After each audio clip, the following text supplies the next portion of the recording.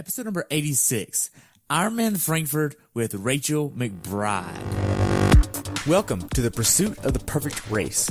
I'm Coach Terry Wilson, and with each episode, I bring stories of athletes to you that share their experiences at races in order for you to learn how to have your perfect race. We will hear stories from athletes of all ages, abilities, and races of all distances. So regardless of where you fit in, there's something in it for you. Thanks for spending some time with me today. Now let the pursuit begin. Hello everyone, and welcome back to the Pursuit of the Perfect Race. Today I have the pleasure of talking with my friend and professional triathlete Rachel McBride about her recent race at Ironman Frankfurt, where she had a time of 9 hours, 42 minutes, and 11 seconds. This race took place on July 8th, 2018. Rachel has been doing triathlons for 12 years now, with the last 8 as a professional. The temperature on race day was 57 and rose to 84 with a non-wetsuit legal swim of 74.3 degrees. She's a part of Team Wadi Inc. and is now on her way to Kona with a top 10 finish at Frankfurt. Welcome back to the show, Rachel. I look forward to hearing about your race experience at Germany. Thanks for having me back, Terry. You're welcome. So what made you want to do this race?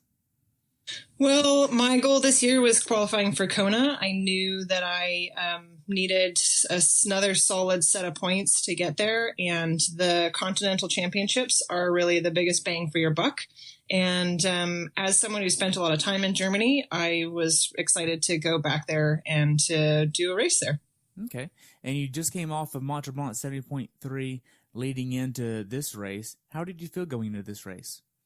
I felt really confident going into the race based on, the 70.3s that I had prior. I raced really well kind of back to back. So that was really planned to do the 70.3 2 weeks before. It also got me over to the East Coast, changed a couple hour times, time zones. And then I was able to go over to Europe and have 2 weeks to prepare and get acclimatized.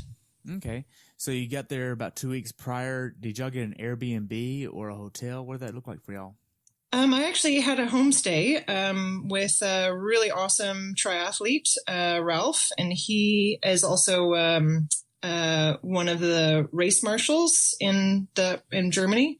So he does drafting marshaling for Challenge Roth, and he was actually one of the marshals for Ironman Frankfurt as well. Okay. So he was really involved in the community and knew a lot of the good places to train and that sort of thing. So it was a really great fit. Okay. So once you got over there, you continued your taper, I'm assuming, going down into the race, right? Yeah. So I basically had a pretty chill couple of days to travel over to Europe. And then I had a couple of bigger sessions over the weekend, and then again tapered into my usual week before Ironman taper. Okay. Now, you're still using the same bike that you used at Mont Tremblant, right? Yeah, correct. So yeah. You got your Diamondback over there in Germany. Did you have any issues getting it over there? No, it was super easy. I'm traveling. This was my first time traveling with my SkyCon bag. And it's unbelievably easy to travel with. It was amazing. So easy to pack and then reassemble in literally minutes. Wow. And yeah. Is that because it has a metal rack on the bottom of it? Yeah, it's got a metal rack, and all you have to do is take the wheels off. You don't have to do anything else. You don't have to take bars off or pedals off or anything. And then it's also got 4 wheels on the bottom, and so it rolls really easily. You basically just have to kind of pull it along. Okay. Now, the last 2 weeks of the training going into this race, what did your taper look like? So obviously I had Tremblant 2 weeks before, so I had a bit of a taper going into the 70.3. Then, I'm just looking at my training notes here. So then the week before the race, I definitely had a smaller training week. I trained, just 15 and a half hours. And basically had a couple of really easy days. And then on the Thursday, about 10 days out, had a 2.5 hour ride. And then, on the weekend did a longer bike session with some tempo efforts. And then a longer run with some, race pace efforts as well on the Sunday. Okay. So that was the weekend before. Okay. Now, for this race, are you using the same type of nutrition that you use at Mont Tremblant? Yes and no. So in Frankfurt, they use this Enervate. It's a different product, a European hydration product. And so I was thankful to be able to get to Europe a little bit early and buy some of that and train with it a bit to make sure that I was going to be able to handle it okay. So when I started the the race, I was training with the usual stuff that I use, Gatorade Endurance, and then switched to the on-course nutrition and was totally fine with that. Okay. What was the reasoning of switching to the on-course nutrition rather than using your own Gatorade? It's just easier. Like I don't need to stop at special needs on the bike or anything like that. I don't have to like plan my nutrition around, it's easier to depend on the on-course nutrition, just also in case that something goes wrong. Like if I said like lose a bottle, then I'm not hooped and don't have anything else to replace it with. That makes sense. Yeah. From a workout standpoint, what workouts did you do that gave you the confidence to go into this race prepared?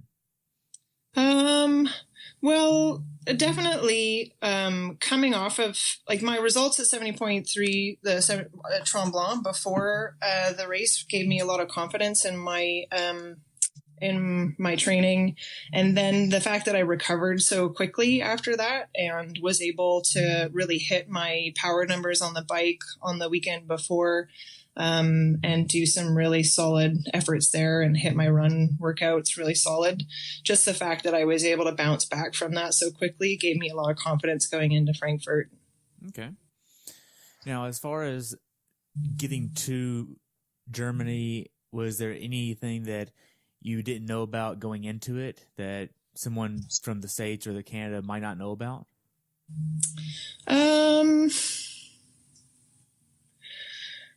I mean, really, like I think in traveling to Europe, a lot of European cities, especially in like the larger cities, like Frankfurt, the public transit is amazing. And so I didn't need to rent a car or anything like that. I used public transit to get to the airport, to my homestay. And then there's like bike shares in a lot of big cities that are super, super easy to use. And so that's how I got around. I got to the pool, on a bike share and got around town, got to the race expo that way. It was really, really easy. So that's one of the really like positive things I think in Europe that people can expect if they're going to a big city. Okay.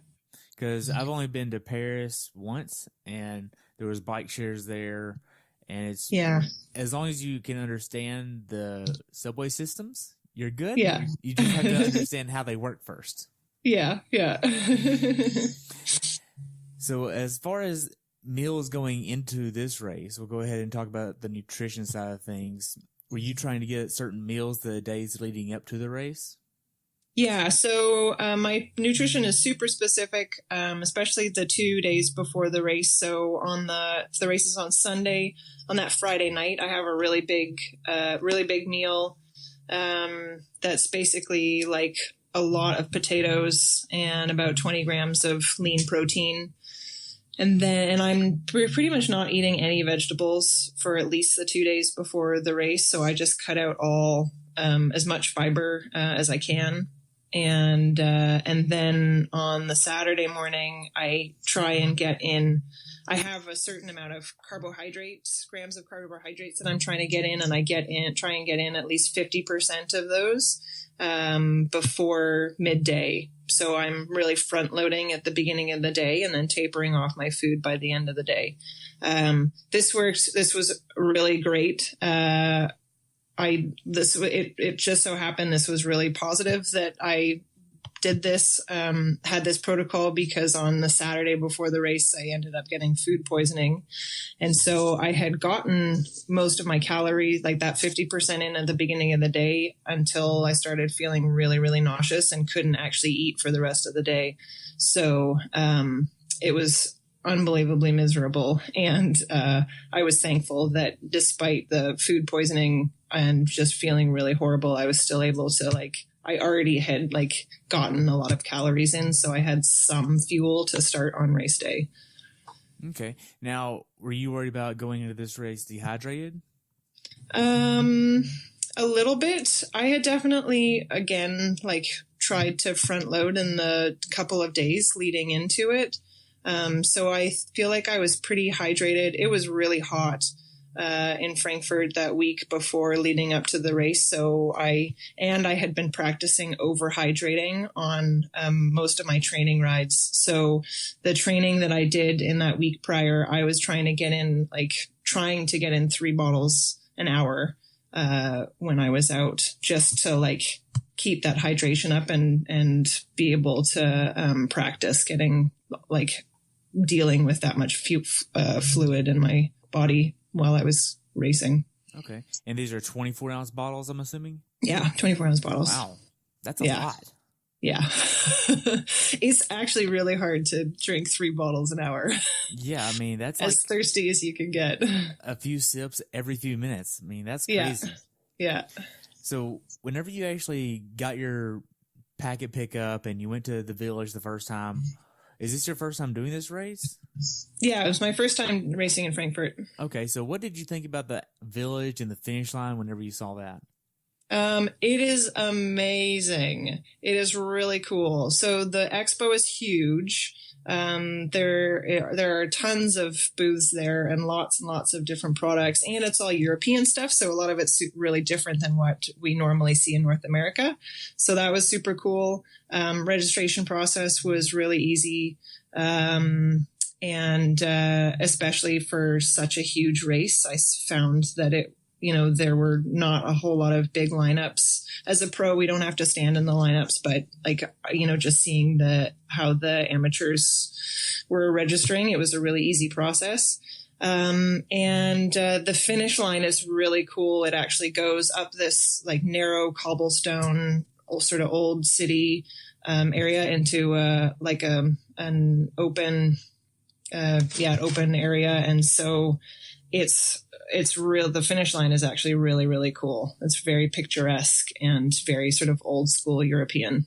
Right. I saw pictures from the IRONMAN Instagram, and they had bleachers on both sides. They had a stadium built around this massive finish line. Yeah, it was totally huge. Yeah.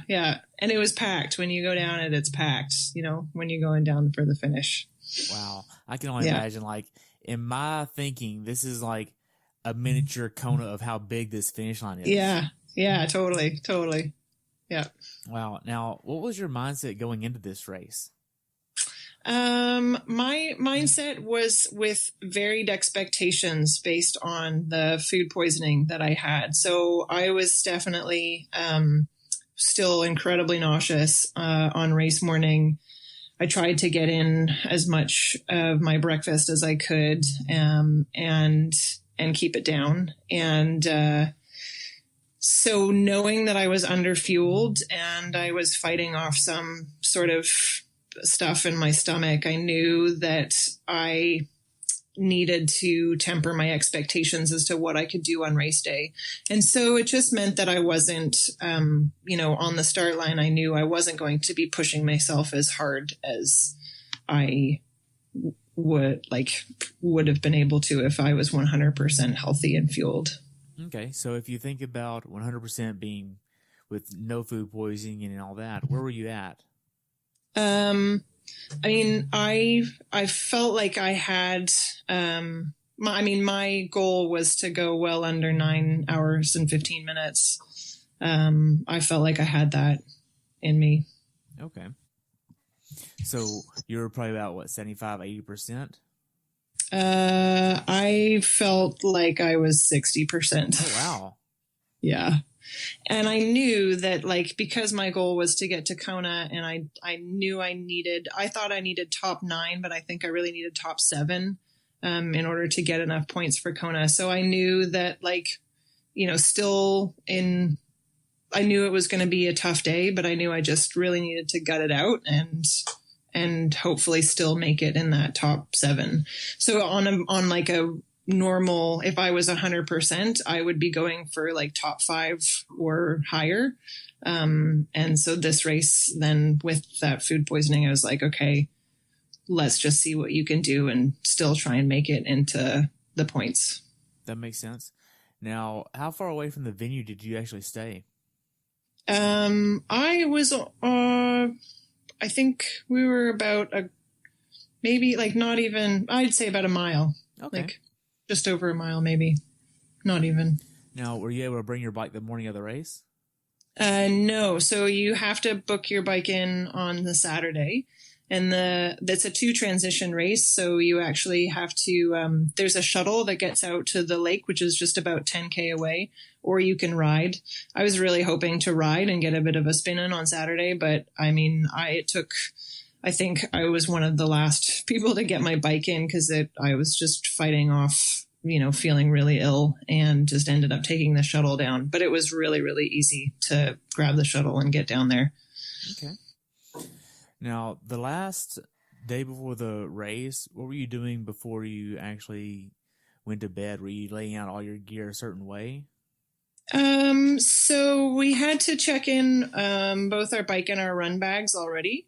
So on the night before, I was mixing up my bottles to bring from the race morning, and just sort of laying everything out in order of what needed to come, and try and be as organized as possible so that I would just need to wake up in the morning, do my thing, and get to the race.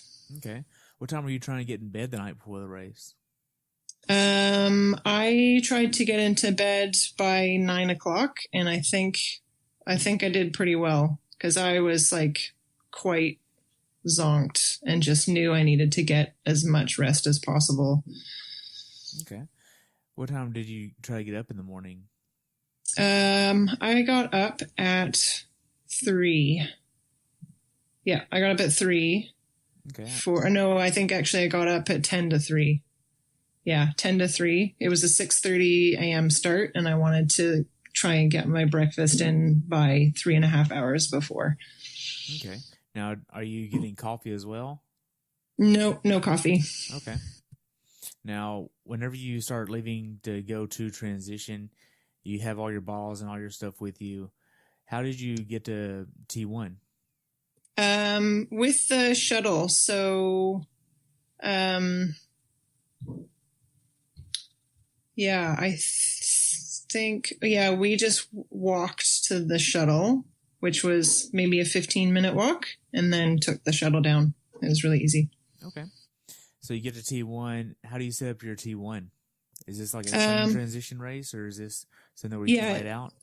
No, it's clean transition. So I actually had my shoes on the bike, and my helmet in the bag. Yeah. Okay. Now, what kind of air are you putting in your wheels? I put in 90 PSI, and that's sort of typical for me. I considered a little bit less, considering there was there's like a pretty gnarly cobblestone section of a couple hundred meters. They call it the hell. And it's incredibly bumpy. And so I thought maybe a little bit less to handle that. I didn't want to pinch flat or anything like that. I just kept it at 90. Okay. And you're still using your Reynolds wheels, right? Yeah. Got the Reynolds wheels. Are you going a little bit deeper now, being that you're doing this race versus Mont Tremblant? No, I just kept with the same wheel set, and that's mostly just because of ease of travel, just to keep it easy, just the same setup. Okay. Now, for this race, are you using a power meter or anything like that to measure metrics? Yeah, so I have a Pioneer power meter. And my goal on the bike was to try and negative split my power. So it's a 2-loop bike, 2-loop course. And so for that second half, I really wanted to try and negative split that. Okay. Now, if we take a look at what you have in your special needs bags, what are you putting in those? I actually didn't have any special needs this time around. Okay. So you didn't even use them at all? Nope, not at all. Okay. So if we take a look at your run bag, what do you have in your run bag? Run bag, I've got my shoes, I've got socks, I've got my nutrition, a hat, and sunglasses. And that was it. The race belt we had to wear on the bike. Really? So, yeah.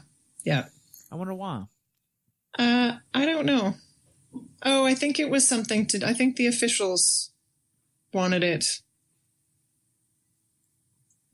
Even though it's not a rule for Ironman. Right. It's yeah, kind of but odd, so. Yeah, there were some questions at the pro meeting about that for sure. Okay. Now, what kind of shoes are you using? I have Lake shoes. I think they're the TX312s. They've got a boa on the back. I love them. They're awesome. Okay. They're really good, easy to get in and out of. Okay. What time did you say your send-off time was? 6:32. Okay. And were you able to get a warm-up swim in beforehand? Yeah, there was lots of time to warm up beforehand. It was pretty cool in the morning. The water temperature was definitely warmer than the air temperature. So I was a little wary about getting in the water, but it was actually quite warm in the water. And thankfully a random person gave me a towel at the in between sort of the race, the warm up and the start time. So I had something to warm up a little bit under. Okay. What did the warm up swim look like for you? Are you doing a lot of hard surges, working on siding? What are you doing in the water?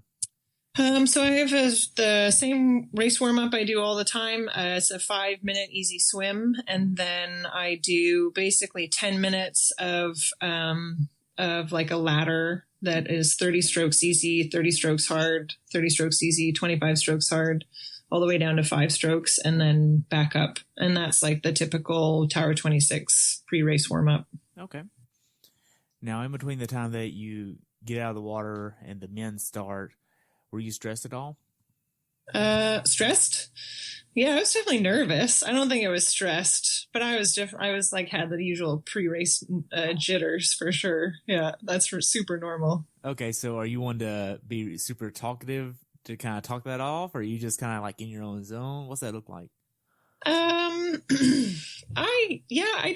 tending to like talk to people a little bit more. I sort of half and half. I'm pretty quiet anyway. But I try and like, be friendly with the folks that I know who I'm racing with. I was thankful I had my girlfriend there as well. She was racing. And so she, we definitely chatted a bit. And my new thing is if there's music, then I'm dancing to keep warm, like just temperature warm, but also like muscle warm and just to shake off the jitters. So that's my thing these days. Nice. Dancing.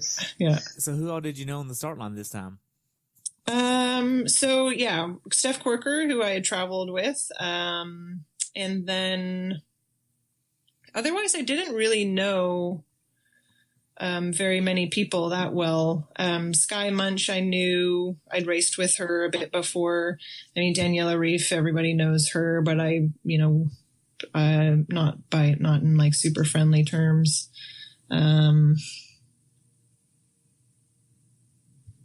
Yeah, I think that was maybe about it. Okay. That's the cool thing about like going to European races is you're racing against people you don't usually see in North America all that often. So, yeah. Okay. Now, for this course, were you using a swim skin? Yeah. So I had my Blue 70 swim skin. Yeah. Okay.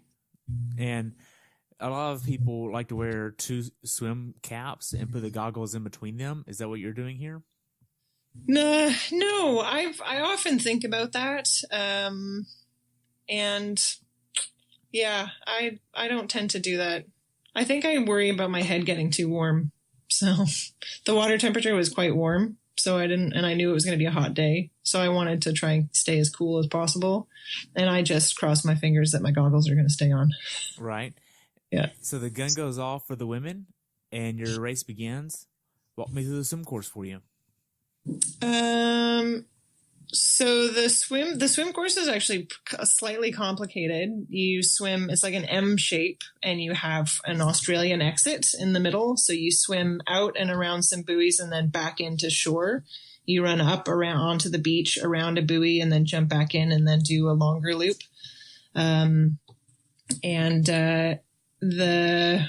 Going into the race, I really wanted to swim with Reef and Sarah True. I knew they were going to be at the front of the pack, but I had to, kind of quash that idea and just sort of swim as well as I could. So I found some feet and just stayed with a pack through the swim and ended up coming out of the water, I think, in fifth in the chase pack to Reef and True up there.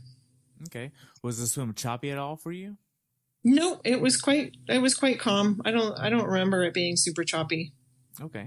Was this water kind of nice to swim in, or was this kind of murky water? What was that like? It was murky, but it was really lovely to swim in. It felt fine to swim in. At times the sun is directly in your eyes. So there was a big chunk of time where I was really thankful to have feet because I didn't know where I was going. I had no idea where the next buoy was because the sun was just directly in your face. So you're relying 100% on the person sighting, basically. Yeah. Yeah. Wow. So you get done with the swim. Were you aware of where you were in the race? I had an idea for sure. I didn't know.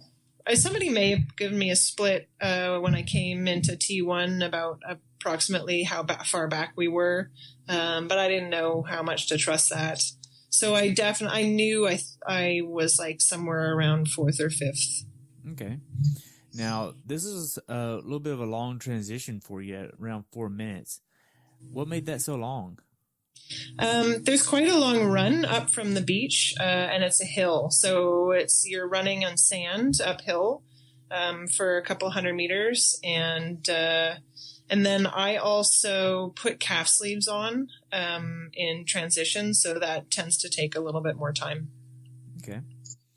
Now, so you're stripping out of your actual swim skin. Are you leaving your normal kit on for this, or are you putting a new kit on? So I have my kit rolled down underneath my swim skin. So when I'm running to the tent, the change tent, I take you're allowed to take your swim skin down to your waist level. You can't take it all the way off until you get to the change tent, but I can take it down to waist level, and then I start putting my race suit, rolling it back up, and putting the arms on while I'm heading to the change tent. Okay, and that worked out well for you? Yeah, that was fine. Yeah. Okay. Beforehand, are you putting any type of body glide on to make sure it slides on easy?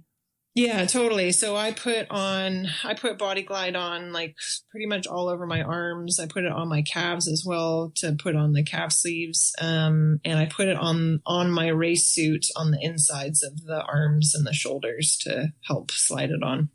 Okay. Now you get out to the bike, and are you doing a flying mount here to get on the bike? I actually stop and swing my leg over and get on. I had some mishaps in my ITU days with flying mounts. Oh yeah, totally. It sounds like you ate it a few times. Oh, I did. I remember one race in Tucson in particular where I tried to do a flying mount, and I landed behind the saddle, like landed on the back wheel, and my face landed on my seat. And so I did the rest of the race with like a big fat lip. It was really embarrassing. Oh my God. Yeah. So I'm not the best at flying mounts. I need to race some more cyclocross to get better at those, but definitely like on a wobbly tri bike, I don't think I'll ever try it. Yeah. Wow. I just take it easy.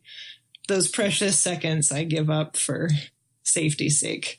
That makes sense. Yeah. So you get out on the bike. What was your plan for the bike? I know you wanted so my plan, negative split. I wanted to try a negative split. Yeah. So, that was my plan. And my plan was also just to hydrate as much as possible. So just drink and drink and drink and try and get in. So my plan was to drink as much as I could until I try and hit that 3 bottles an hour until I peed the first time on the bike, and then go down to like 2 bottles an hour. So that worked out pretty well. I was able to like force down. I was still super nauseous, and so trying to drink and get in calories was really challenging, but I knew I had to force myself. Yeah, unfortunately I was throwing up a little bit on the bike. Really? Yeah. What happened?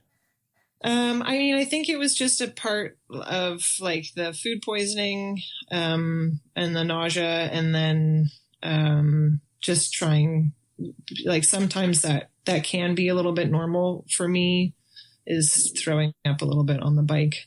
Is that just because you're pushing too hard and too much calorie intake? It might be like a calorie or a fluid intake thing that I'm just not adjusted yet. Or it might have something to do with the breakfast that I'm eating, or not having breakfast early enough. I'm not really sure. It's something to work on for sure. It's just a little bit. It's not like I'm not like projectile vomiting on the bike or anything like that. I'm keeping down most of what I put in for sure. The challenge on this course I found, and probably my other courses, is that at each aid station, one thing about relying on the on-course nutrition is that the bottles were mixed differently. So one aid station would have really heavily concentrated stuff, and then another aid station would have like not as concentrated stuff. So that was really challenging to deal with, especially with my upset stomach, not wanting to, like, it was really hard in the end if I got one of those highly concentrated bottles to actually drink it. So it seems like, just from what you just said, with the difference of concentrations, that they were mixing it at the aid stations and putting it in their own bottles and giving that out. Yeah, exactly. Yeah. So they didn't, it's not like where in North America they just hand out Gatorade Endurance in the pre-sealed bottles. Yeah, so So then different. you can bank on that concentration. But here, it wasn't consistent at all, which was challenging. Wow. Yeah. Now, were you trying to hit a certain cadence number or anything? No, I don't look at cadence. I was definitely looking at power, and I had my watch slapping at about every 23 kilometers, so every like eighth of the ride.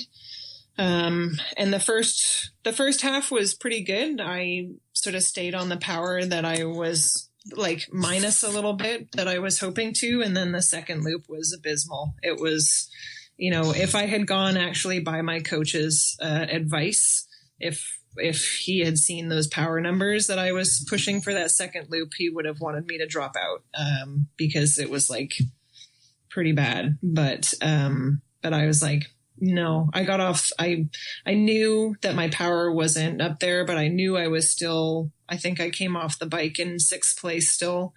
So I was like, you know what, I'm just going to start this run and see how it goes. And because I'm still where I need to be.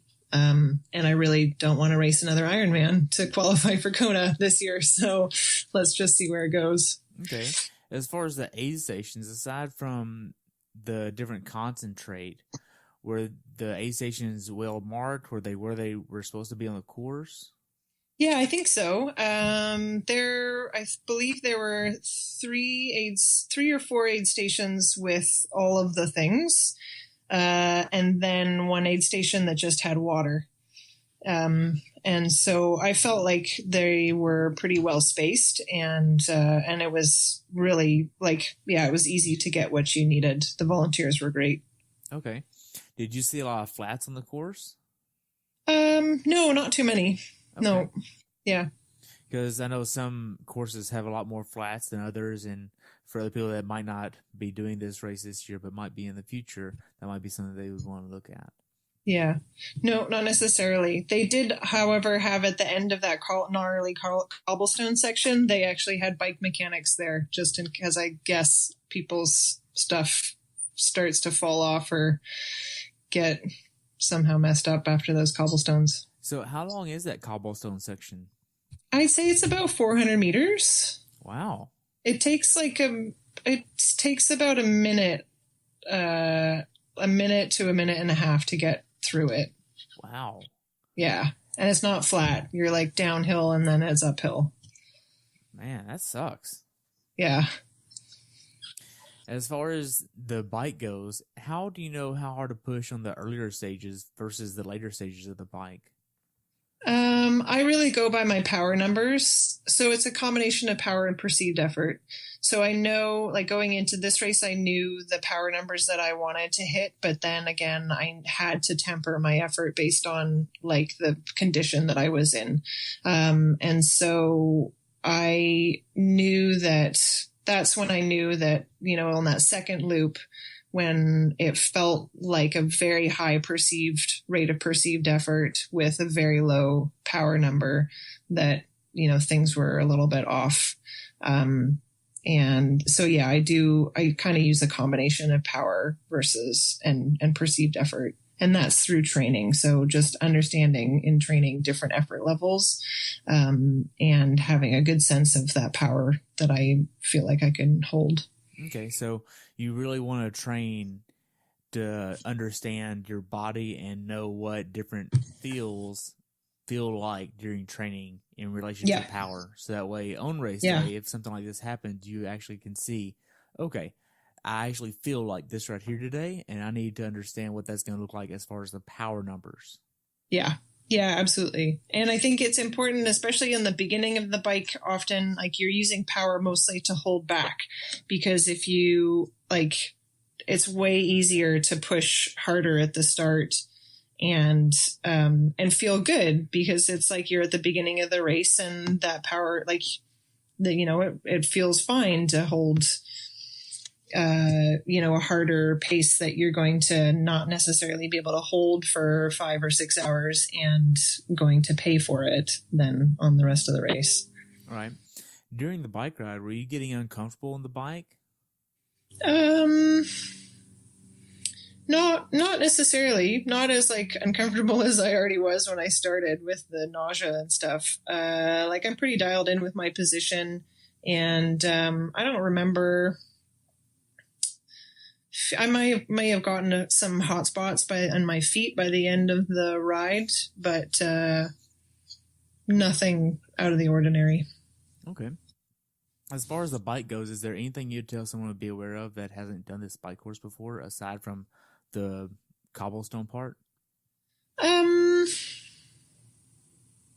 It is 185 kilometers, so it's longer than most courses. That's something to keep in mind, just in terms of it's a fast course, but you are riding an extra couple of miles. And otherwise it's quite pretty and picturesque and rolling. It can get really hot. And so that's also something to keep in mind, is that trying to offload that heat at every aid station is really important. Okay. How hilly was this course overall, you think? It has about just under 1,500 meters of climbing in the for the 185K. So it's not huge, but it feels there are a couple of pretty solid hills that you're going up for a couple of minutes.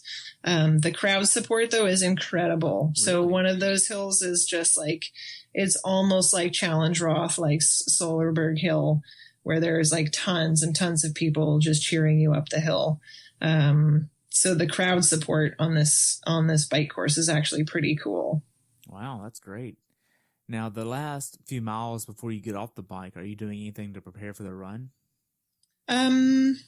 Well, this course, it's actually really easy to start spinning your legs a little bit more and to get your heart rate down a bit, because the last maybe 10 to 15 minutes are downhill.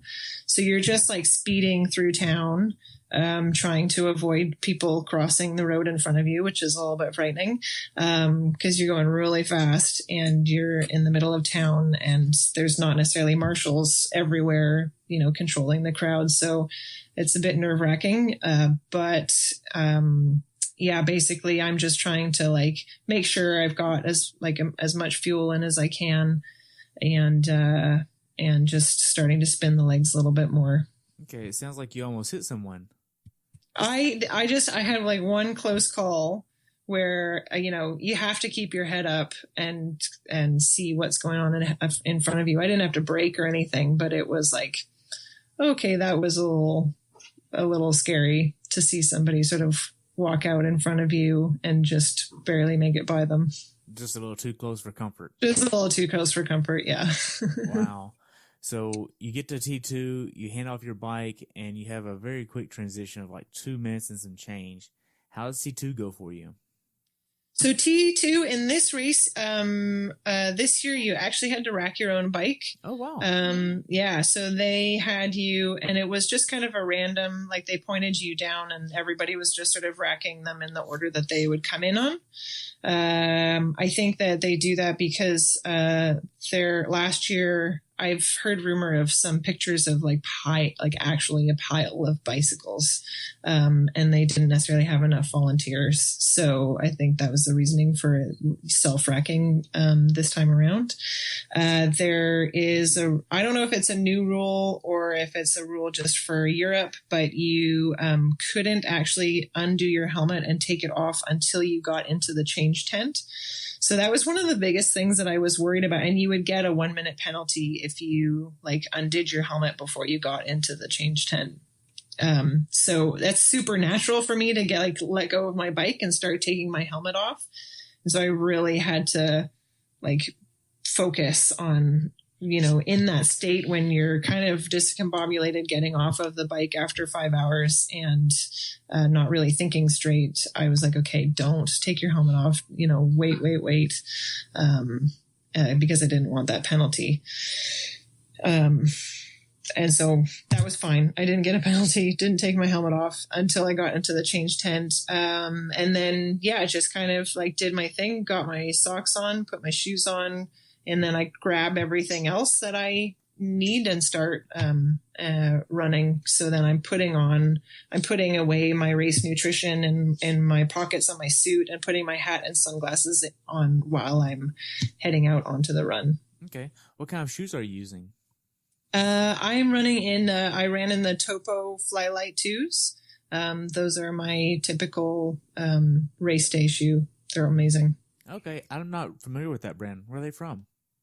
So Topo, is based in the U.S. It's was created by Tony Post, who created the Vibram 5 Fingers, and is really he's kind of a natural foot shape shoe guru, and so these are like a natural foot shape shoe. I have had no blisters since I started running in these shoes, which is pretty awesome for the end of Ironman to not be struggling with massive blisters on the toes. Okay. Now, for you, do you have high arches or low arches? I don't think I have high. I think I'm kind of pretty normal in between. Yeah. I have bunions, which are I have pretty bad bunions, which have increased my risk for all of the stress fractures that I've had in my feet over the past several years. Really? And so that's why these kind of shoes with a wider toe box and a natural foot shape work really, really well for me because my feet aren't squished together in them. That makes sense. Now, you're wearing socks for the run, but not the bike. Is that right? Yeah. Okay. So this race was a bit different. Usually I do wear socks on the bike, but I was worried about getting too hot. And so I didn't wear them on the bike. I did get some chafing from one of my bike shoes. So now I know, that was kind of a dumb idea of don't do anything new on race day, but I did it anyway and it was fine. And then, just put them on for the run. Okay. Now, being that you had a little bit of chafing for which foot was that? Your right foot? It was on my left foot. Yeah. Okay. So being that you had some chafing on your left foot at Kona, are you going to go sockless and just put Body Glide there? Yeah, I think that's what I'll do. Yeah, definitely go sockless and just lube up my feet a little bit in the places that chafed. Okay. Because this is always a learning experience anyway of what works well and what doesn't. And with the lake shoes, it seems like that's a really good thing just a little bit of chafing is worth those few seconds. And then you prevent the chafing and you're good to go. Yeah, exactly. Yeah. Okay. Yeah. So you get out on the run course. How does the first 5K go for you? It's pretty horrible. Yeah. I'm not going to lie. Starting out on that run course was it was a little bit frightening in a lot of ways just because of how horrible I felt. And I thought, you know what, if I feel I was like, I don't know how I'm going to get through this run feeling like all 4 loops of this course, feeling like I do.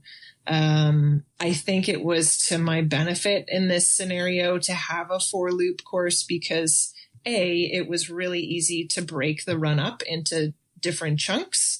And the crowd support was amazing because the loops were so short. It was really spectator friendly. And so there were crowds everywhere for support. My Steph Corker had dropped out because she also had food poisoning and had raced Ironman Austria the weekend before and really didn't need to push it. And so she ended up being on course for me to give me splits, and to see me, cheer me on sort of multiple times on each loop. And that was incredibly helpful. Wow. So that first 5K was it was a nightmare. I knew I was already underfueled going into the race and then not able to get all of the fuel that I needed on the bike. I was definitely down a couple hundred calories, coming off the bike. And I felt really nauseous, and I felt like even just trying to get calories in was going to be really, really hard. I didn't want to put anything in my stomach based on how I felt. And I was just really bloated and had a really horrible feeling in my stomach. I definitely stopped at the porta potties several times, I think, in the first half of the race. And just at the aid stations tried to get in as much. I would get in the sport drink at every aid station, and then also douse myself in water, put ice in my hat.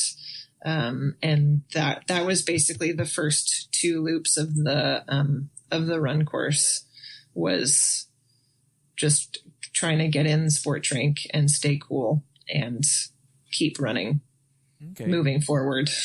Now, I know this was pretty tough for you, but did you have a point in your mind where you would pull your own cord and just bow out of the race if you got to that point?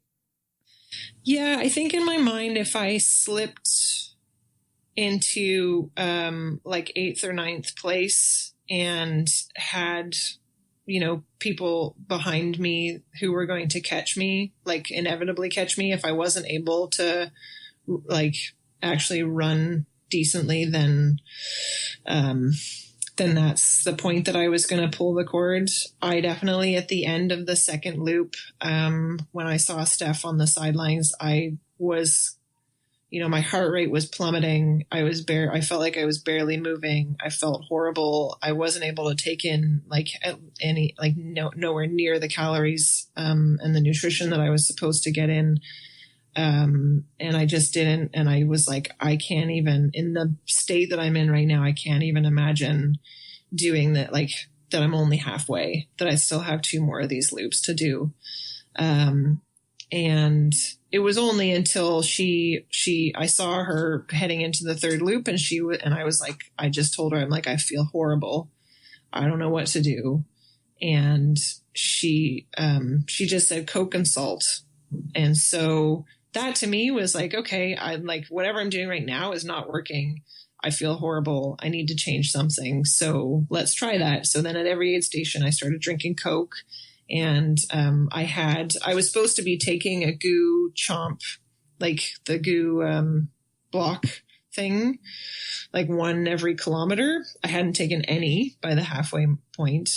And so I thought, I was like, I know these have salt in them, so let me try and start eating these.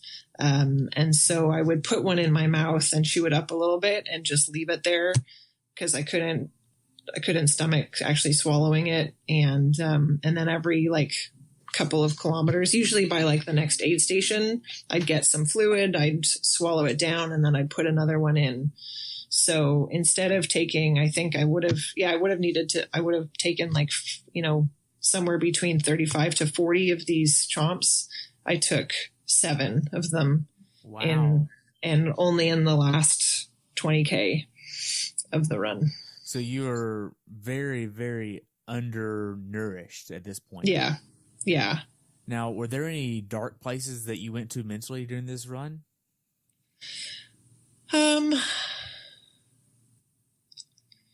I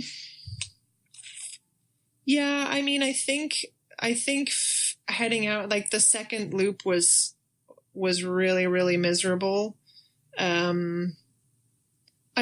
I think because I still was in a position where I was like, if I maintain, seventh place, I think I was in seventh place at the time.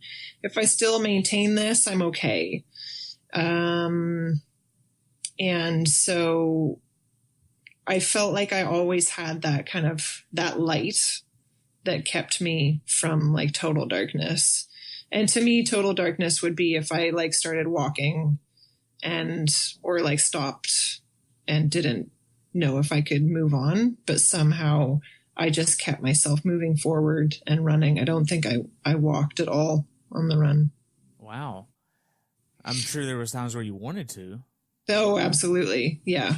Yeah. I was almost ready at the end, at that halfway mark, to call it quits. It was only because I was still in a place where I wanted, like, that was still going to get me to Kona. And it was really motivating to finish. And, because I just didn't want to have to go, Mont Tremblant, Ironman Mont Tremblant in a couple of weeks would have been my next race. And thinking about that in the state that I was in, I was like, I don't want to do that race. I don't want to do another Ironman. I want to qualify now and be able to have a good block of preparation into Kona. Right.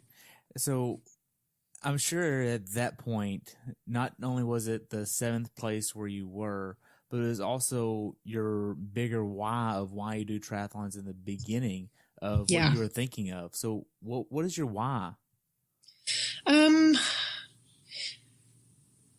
I mean, yeah, that's a big part of it, is that I knew like that this is why I do triathlon, is to like push myself beyond boundaries that I didn't know were there.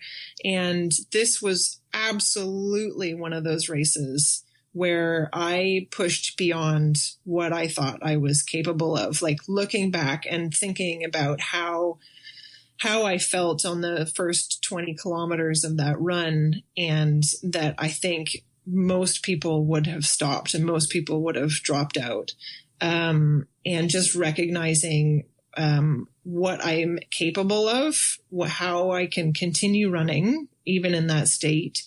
And when I started in that last two loops, I actually, I looked at my heart rate at some point and it was so low, and I'm like, look, Rachel, like, you can do better. Like, let's just actually try and get your heart rate up and actually run. And so I started picking up the pace, and I finished the last half of the marathon, like almost close to the pace that I was trying to hit for the whole marathon.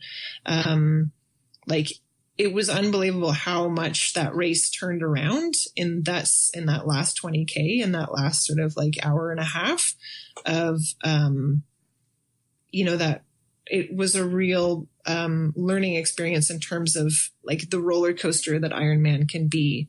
I finished that last loop of the run so strong and feeling so good. And I actually, in the last 2 kilometers, ended up catching somebody on the run, Sky, who was ahead of me. And I think like pulled up, my last kilometer was like a 4:30 kilometer, which is what I would have loved to have held for the whole marathon. But just like being able to finish that strong and feel it, like I could feel it in my body, that I was like, I still had this power, and to understand,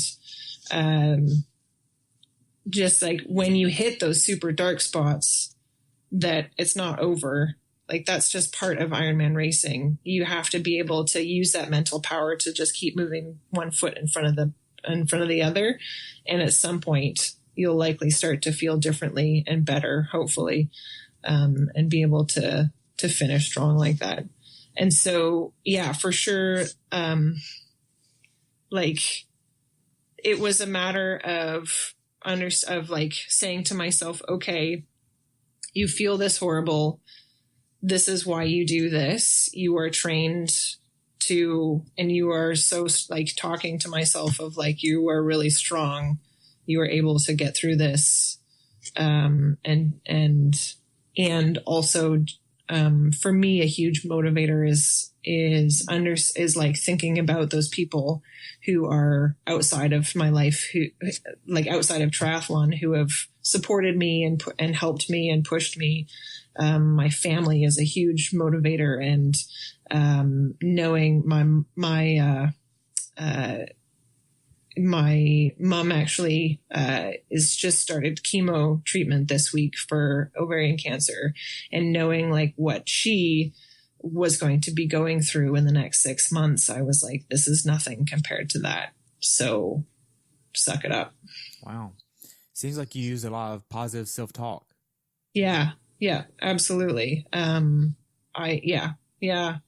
try find that I think that's a lot of what I do in training. I'm very easy to do the negative self-talk, and I find the more that I catch myself and the more that I try and turn those words around in my head, the easier it is. So I know in a race situation, when the going gets tough, it's gonna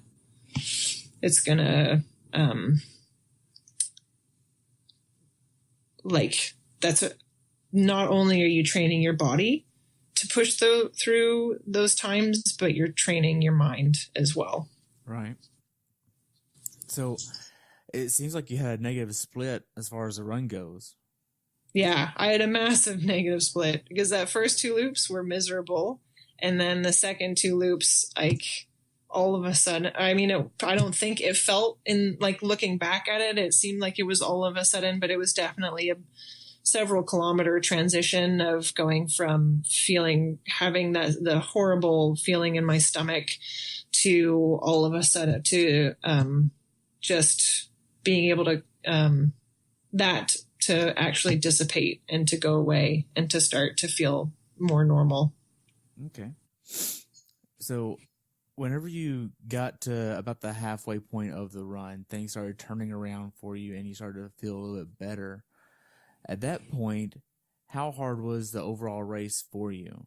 Because you had gotten through basically what it seems like the worst part of the race, and now then you're starting to come around a little bit. How hard was it for you at that point? It actually almost felt easy.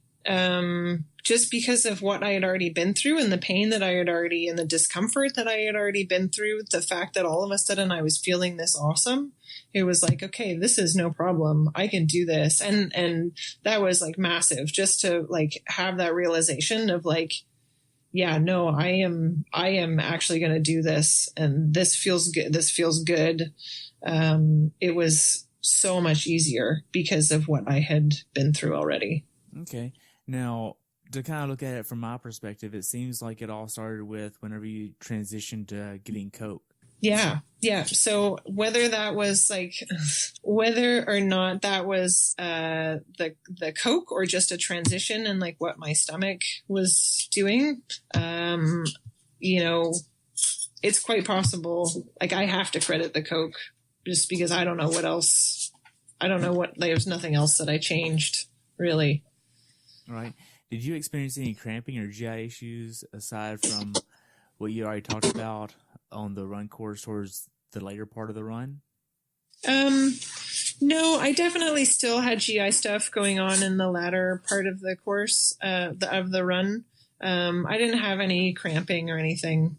But I didn't feel like, I'll be honest, at some point I just stopped, going to like actually stopping at the porta potty.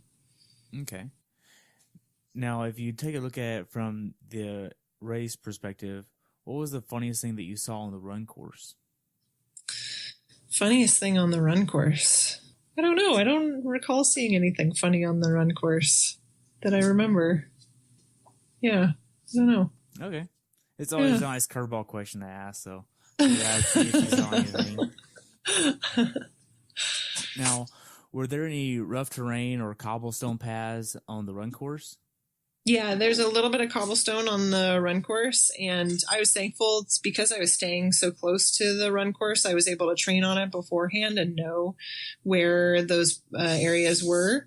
basically there's going when you finish the loop, there you go up a little cobblestone path. So it's a little bit of a steep kicker on cobblestones, and that's a little bit uncomfortable just because you're on uneven footing. And then you have a couple 100 meters of like gravel, like a gravel road, kind of unpaved road. And then you're up onto these other cobblestones. And these cobblestones they're like patterned in a way that are, it's all, how would I describe it? It's like when I was training on it, it would make me feel nauseous running across them. Just like the visual like tile pattern was a little bit weird and undulating.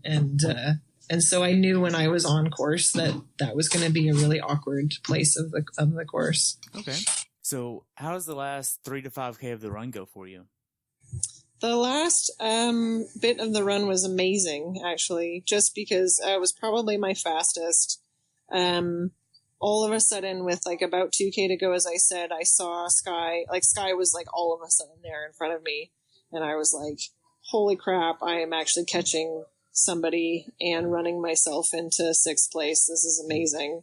And so I knew that, yeah, I ran up behind her, and I think I don't know how she knew this, but because there were so many other runners around, but I came up behind her and she sort of shoulder checked and saw me there. And I was like, oh, I'm not going to be able to sneak up on her. Like, I need to actually push it and make sure I like pass aggressively so that she doesn't try and hang on. And so, yeah, I just kind of picked up the pace, and the last 2 kilometers just kind of gave it, like, tried to be as strong as I could. And I didn't look back. I didn't look back until I hit the red carpet, and to make sure that I did not want to sprint finish, because I lose every single sprint finish. Really? So, oh yeah, I am a horrible sprinter. And so, yeah, I like hit that red carpet and took a glance behind me, saw that she was nowhere in sight, and just was able to celebrate a little bit coming into the finish. Wow. So you hit the red carpet. How was the finish shoot for you? It went by a lot faster. It always goes by so quickly. You think that you're going to be able to enjoy it a little bit more, but it's over in a blink. And I'm not necessarily one to like really slow down and walk or whatever through the finishing shoot. Like, I think it's more respectful to the race to like race to the end, to that finish line. So, but it was just amazing it's always amazing to finally hit that finishing shoot and to know that you are like seconds from being able to stop. Right. Yeah. So after you crossed the finish line, what did you do next? After I crossed the finish, they always have catchers there to make sure that you're okay. And so I had somebody sort of following and helping. I felt pretty okay at the end of the race. I didn't feel like I was faint or anything like that. And had, just got some water, and found Steph to celebrate, because of course she had an athlete wristband so she could get behind the scenes and be there with me. And I think she'd already grabbed my morning clothes bag. So I kind of, just chilled out, and I finished and was still really nauseous. So I wasn't able to eat anything. I think maybe they had showers there, which was incredible. Really? Yeah. Nice showers. So you could actually take a shower. I got a massage and ate, I ate maybe a cold cut and some pretzels, and that's all that I could stomach.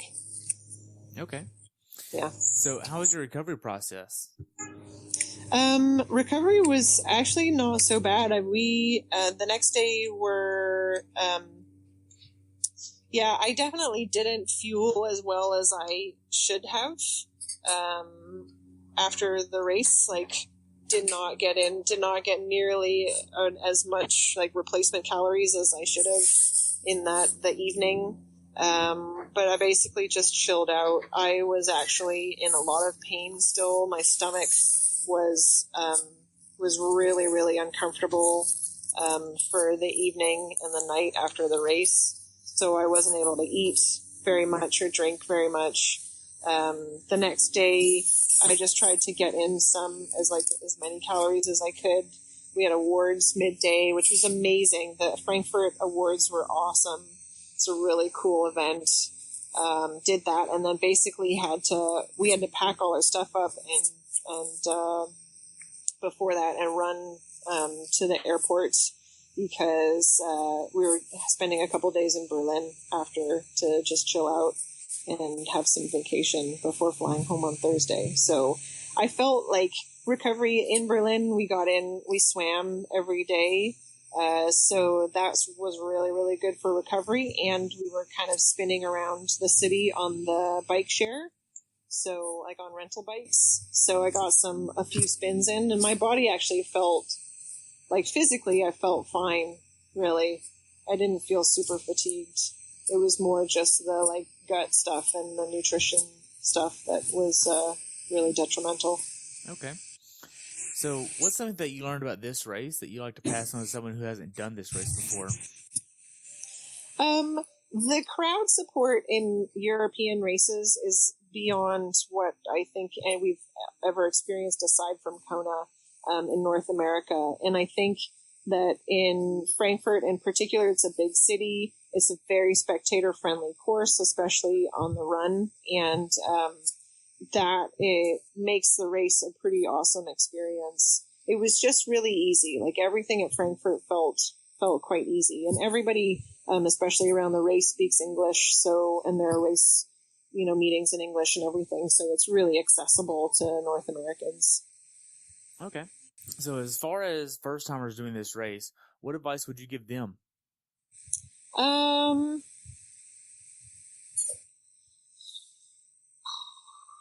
There's definitely some like unique things about this race that I would suggest either training or scouting out before race day. So the Australian exit on the swim course, so practicing like running up onto a beach around something like a log or whatever, or like jumping out of the pool and like running around the pool, or like doing some jumping jacks and then jumping back in. Because that's a very unique experience that like when you get up and first of all, you're going from horizontal to vertical, then you're jacking your heart rate up by running and then jumping back in. That perceived effort when you get back in the water is going to be a lot higher because your heart rate's a lot higher. And so I think that's a really important thing to practice, just so you're more familiar with it on race day. And then I would highly recommend like going out and riding those cobblestones. So that's something that especially North Americans don't have much experience with at all, is riding on cobblestones. Understanding like how many rubber bands or how tight you have to have your water bottles on your bike to keep them on. And also understanding like how fast you can ride those cobblestones. It's really uncomfortable and it's really bumpy, but you can actually hit them pretty hard and ride pretty quickly. And it's going to be easier to ride them hard versus slower. One recommendation I have for the cobblestones is definitely riding in like a bigger gear with a lower cadence. So if you're like, just because it makes it a lot easier to get, like you're a lot more comfortable on those cobblestones pushing a bigger gear. That makes sense. Now, we covered a lot about your race. Do you have anything else you'd like to add?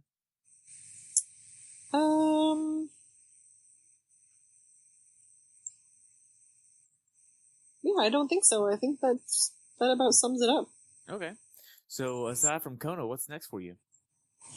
Well, I'm most likely going to be racing Super League in Penticton in mid-August, just as like a fun training thing. It is not my forte at all, those short distances, but it's such a unique experience and it's so close to home that I figured I'd give it a shot.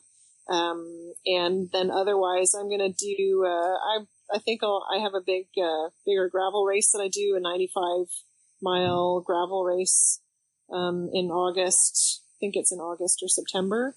And this weekend, just like some sort of more local bike racing type of things. Okay. Now, just for fun. Now, how can athletes follow you? Best way to follow me is Instagram. I love Instagram. Rachel McBride, all one word. And then my website, rachelmcbride.com, and on Facebook. If you just search for Rachel McBride Pro Triathlete, I'm on there. Cool. Well, I already know what your definition of a perfect race is, so I would like to ask you something a little bit different this time.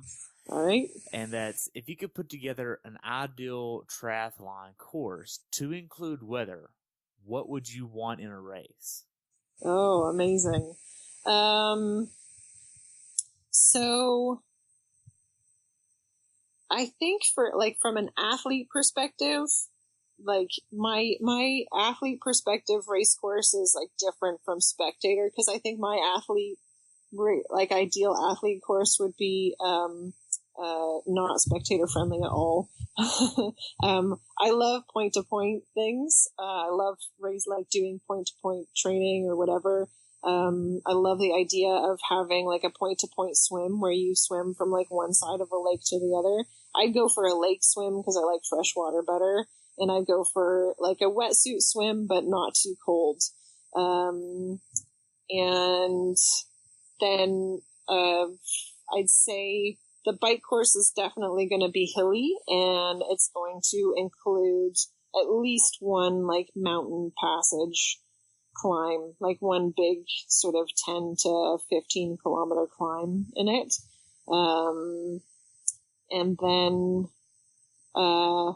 the run course, I guess, could be spectator friendly, and it would be on trail. So there would be some like trail sections to it for sure.